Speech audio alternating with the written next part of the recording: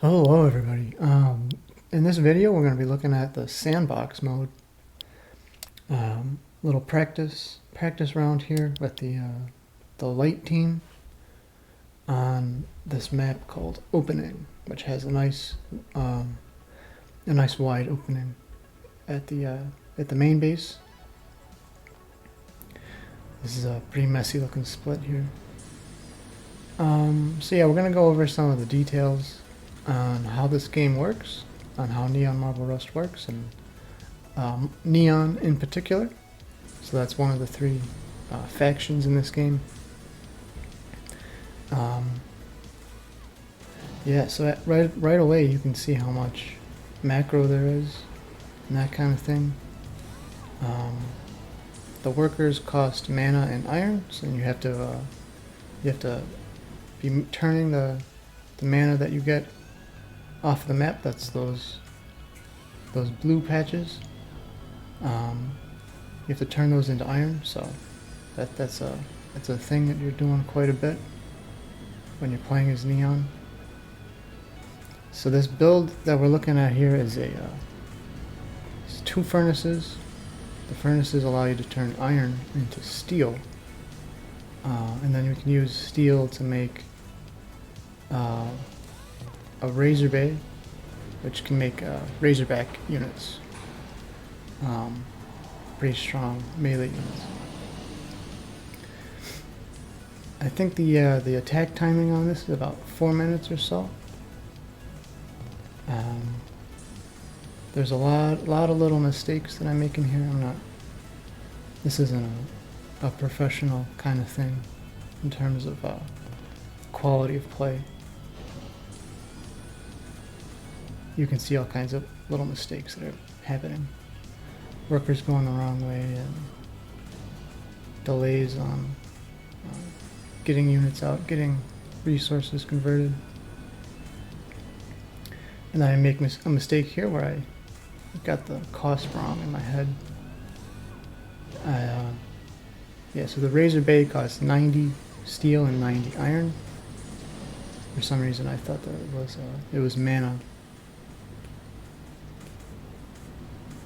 So the RazorBay went down at about, what was that? About 2 minutes in.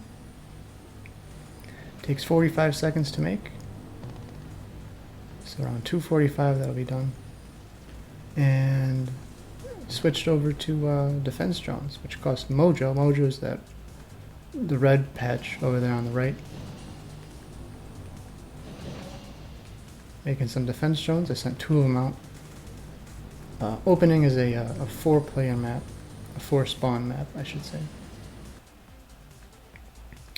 Sandbox mode, you play without an opponent. It's just for practice, right? So we're gonna pretend like there's no opponents in the upper right or the bottom left. So we're gonna assume we're gonna play it like it's cross spawn.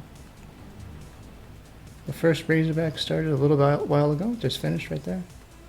Get another one down.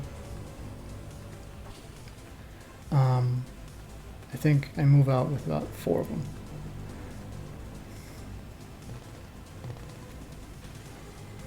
Yeah, the Razorbacks cost steel and mana, so you need a handful of furnaces making iron, making steel, and that kind of thing. And then right before we move out, you switch the mana core, which is making those defense drones, and the RazorBay, you switch them over to automation, which is a bit slower than normal production, but you can keep making units and then send them over to rally them across the map during the attack. Yeah, I think a professional player, someone who's actually good at these kinds of games, they'd probably have something like an extra Razorback or 2 and maybe an extra 3 or 4 defense drones. The defense drones are kind of tricky when you're macroing early in the game like this, because the build timing is so slow. And yeah, they arrive right about 4:30. So yeah, I think the idea here with the sandbox mode is that you can practice this kind of thing You can set the RNG so that you always spawn in the same spot as the same team, and just practice that one build if you like. So yeah, there you go. That is a 2-furnace RazorBay build with defense drones and Razorbacks getting meleeed across, rallied across the map. Yeah, and here you can see a bit of an issue with the Sim City. The buildings were put in the wrong spots. Didn't allow the units to get out nice and clean. It's an important thing to keep in mind. That one defense drone is just kind of stuck. And then we mined out of the Mojo patch. And there you go.